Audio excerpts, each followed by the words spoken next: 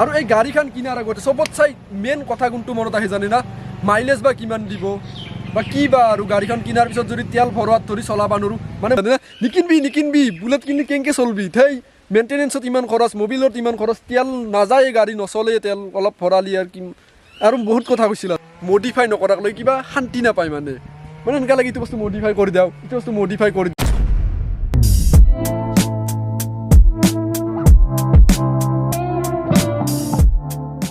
এই বুলেটখন কিনাৰ পৰা মই এটা কি ডাঙৰ প্ৰব্লেম পাইছোঁ গম পাইছেনে মানে যোনে ৰাস্তাত দেখা পায় কৈ দিয়ে যে এইখন গাড়ী কিয় কিনিলি এইখন কিনাতকৈ তই এখন কাৰ কিনিব লাগিছিল বা এইখন গাড়ীৰ মেইনটেনেন্সত ইমান খৰচ আহিব মানে বহুত কথা আৰু মাইলেজ কিমান দিয়ে মাইলেজ নিদিয়ে অকণো মানে বহুত কিবা কিবি কৈ থাকে যদি আপুনি এখন বুলেট কিনিম বুলি ভাবিছে তেনেহ'লে আপুনি এই ভিডিঅ'টো সম্পূৰ্ণ চাওক এইখনত মই মাইলেজ কিমান পাওঁ সেইখিনি কথা অকণমান পিছত পাতিম কিন্তু আমি এতিয়া এইটো আলোচনা কৰি লওঁ যে ছাৰ্ভিচিঙৰ নামত মোৰ কিমান খৰচ হ'ল মানে এতিয়ালৈকে মই 3টা ছাৰ্ভিচিং কৰাইছোঁ যোনটো মোৰ প্ৰথম ছাৰ্ভিচিং আছিল তাত মানে এটা চেইন মেইনটেনেন্স কিট এটা দিছিল সেইটোত লেখা দাম কিবা 700 টকামান আছিল আৰু মোৰ টোটেল খৰচ আহি গৈছিল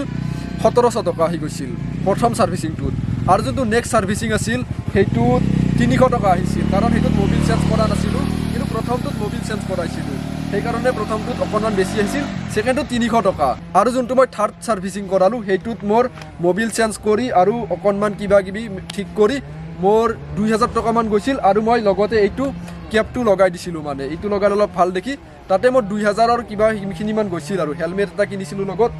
চাব এতিয়া 300 টকা বা 1700 টকা 1800 টকা এইখিনি মানে বুলেট এখন কিনিলে এইখিনি মানে কৰিব পাৰিব লাগিবই মানে ইমান ডাঙৰ পইচা নহয় এইখিনি 1700 টকা 1800 টকা কাৰণ বুলেটখন কিনিব পাৰিছে মানে এইখিনি কামো কৰিব পাৰিব সেনেহেন কথা চাব এতিয়া ছুপাৰ স্প্লেণ্ডাৰ এখন কিনিলে দামটো কম হ'ব বুলেটখন অলপ দামী গাড়ী সেইকাৰণে তাতে অলপমান দামটো বেছি হৈ যাব মানে মেইনটেনেন্সত বা ছাৰ্ভিচিঙত খৰচ ইমান নাই মানুহে যিমান বুলি কয় আৰু মোবিলটো এবাৰ চেঞ্জ কৰাৰ পিছত আপুনি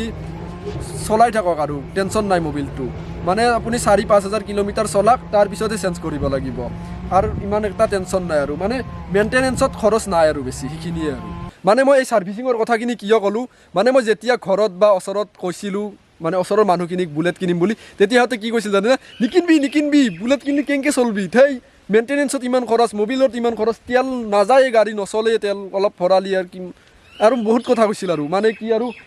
ইমান ডাঙৰ গাড়ীখন সেই বেকাৰ চলি কি কৰবি বেকাৰ মানে বেকাৰে দিয়কচোন আৰু চাবকৈ বহুত কিবা কিবি কৈছিল মানে এনেকৈ কৈছিল জানো আৰু একদম নৰোঁ আৰু একদম কিবা আৰু বেলেগ বস্তু আৰু অসম্ভৱ এনেকৈ কৈছিল আৰু কিন্তু কিনাৰ পিছত মই এতিয়ালৈকে এনেকুৱা একো লগা নাই যে মই এখন বুলেটে কিনিছোঁ মানে নৰ্মেল আৰু চলি যায় আছে চব মানে আপোনাৰ হাতত অকণমান পইচা থাকিলে হ'ল আপুনি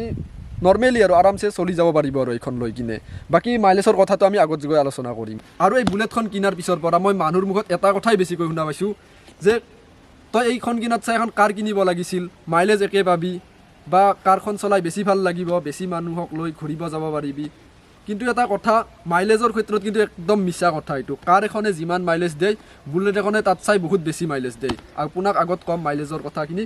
আৰু চাব আপুনি বুলেট এখন চলাই যিটো ফিল পাব সেই ফিলটো আপুনি কাৰত নাপায় যিমান দামী কাৰ হ'লেও আপুনি কাৰত ভাল লাগে চলাই কাৰ চলাই ভাল লাগে কিন্তু বুলেট চলালে এটা বেলেগ এটা ফিল আহে সেইটো আপুনি বুলেটখন চলাই পাইছে যদি গম পাব আৰু যদি কোনোবাৰ ঘৰ মোৰ ওচৰত বা কোনোবাই বুলেট আছে ওচৰত চলাই চাব এবাৰ কেনেকুৱা লাগে বুলেটখন চলাই কিন্তু এইটো একদম মিছা কথা যে বুলেট এখন কিনাছে কাৰ এখন কিনিব লাগিছিল কোনোবাই যদি এনেকৈ কয় তেতিয়া তাক যি আৰু নিজৰ মতে মই নকওঁ দিয়ক আৰু কিন্তু আপোনাৰ নিজৰ কথা আৰু আপুনি যি মন যায় কিন্তু কথাটো মিছা আৰু বুলেট কিনাত চাই কাৰ কিনিব লাগিছিল মোৰ বাইকৰ মন আছে মই বাইকে কিনিলোঁ আৰু কাৰ কিয় কিনিম সেনেকুৱা কথা সেইটোৱে আৰু এই গাড়ীখন কিনাৰ আগতে চবত চাই মেইন কথা কোনটো মনত আহে জানি না মাইলেজ বা কিমান দিব বা কি বা আৰু গাড়ীখন কিনাৰ পিছত যদি তেল ভৰোৱাত ধৰি চলাব নোৱাৰোঁ মানে মোকো কৈছিল যে কিনবি কিন্তু পিছত ভৰোৱাত ধৰি গাড়ীয়ে পৰি থাকিব এনেকৈ কৈছিল আৰু মানুহবিলাকে তাৰপিছত মানে এতিয়া কি জানে না কথাটো এনেকৈ কিন্তু আজিলৈকে হোৱা নাই চ' মই গাড়ীখন নচলাওঁ যদিও বহুত জেগাত ঘূৰিছোঁ কিন্তু আজিলৈকে এনেকুৱা হোৱা নাই যে মই তেলত ধৰি গাড়ীখন ভৰাই থৈ দিছোঁ ৰুমত চাব এতিয়া কি হয় আপুনি ভাল ৰাস্তাত যদি যায় ধৰি লওক আপুনি পূৰা হাইৱে ৰাস্তা বঢ়িয়া আপুনি 1 লিটাৰ তেলেৰে আৰামছে আপুনি 30 যাব পাৰিব যদিহে আপোনাৰ ছাৰ্ভিচিং ক্লিয়াৰ আছে বঢ়িয়া কৰি ক্লিয়াৰ আছে আৰু যদি আপুনি বজাৰৰ মাজে মাজে বা সৰু ৰাস্তাৰ মাজে মাজে বেছিকৈ ক্লাছ দাবাই গাড়ীখন ঘূৰি আছে লৈ কিনে তেতিয়াও আপুনি 25ৰ ওপৰতহে মাইলেজ পাব কাৰণ মই এইখিনি মোৰ অভিজ্ঞতাৰ পৰা কৈছোঁ গাড়ীখন কিনা আজি এবছৰৰ বেছি হ'ল কিন্তু মই মাইলেজৰ ক্ষেত্ৰত মানে এনেকুৱা লগা নাই যে গাড়ীখন কিনি বেয়া কৰিলোঁ, এনেকুৱা আজিলৈকে লগা নাই, সেইকাৰণে মই কথাটো কৈছোঁ। বাকী নেক্সট এটা ভিডিঅ' বনাম গাড়ীখনত গোটেইখিনি তেল শেষ কৰি পুৰা 1 লিটাৰ তেল ভৰাই কিনে আপোনালোকক দেখাই দিম মানে কিমান কিলোমিটাৰ যাব পাৰিম। তেতিয়া আপোনালোকৰ এইটো বস্তু কনফিউজনটো সম্পূৰ্ণ দূৰ হৈ যাব। এতিয়া চাব, গাড়ীখন আপুনি যদি কিনিম বুলি ভাবিছে, মানে আপুনি যদি বুলেট এখন কিনিম বুলি ভাবিছে, আপুনি মানে বেলেগ একো ভাবিব লগা নাই। যদি আপুনি ছাৰ্ভিচিং বা পেট্ৰলৰ খৰচখিনি কমচে কম সেইখিনি উলিয়াব পাৰে, আপুনি কিনিব পাৰে। বাকী ফাইনেন্সত কিনে বা সম্পূৰ্ণ কেছ দি কিনে সেইটো আপোনাৰ কথা। কিন্তু গাড়ীখন কিনাৰ পিছৰ পৰা মই একো প্ৰব্লেম পোৱা নাই আৰু গাড়ীখনত পুৰা বঢ়িয়া চলি আছে। আগলৈ গৈ বা কি হয় সেইটো গম নাপাওঁ, কিন্তু এতিয়ালৈকে পুৰা একদম গাড়ী বঢ়িয়া আৰু চলে কিনে ভাল লাগে, বেয়া নালাগে আৰু সেইখিনিয়ে আৰু কথা। আৰু বুলেটখন কিনাৰ পিছত কি জানে না, মানে বুলেটখন মডিফাই নকৰাকৈ কিবা শান্তি নাপায় মানে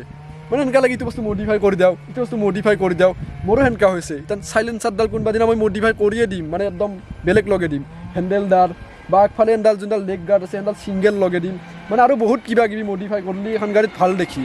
মানে এতিয়া আপোনালোকে কি কৰিব জানে না, এই গাড়ীখনত কি মডিফাই কৰিলে ভাল হ'ব, মানে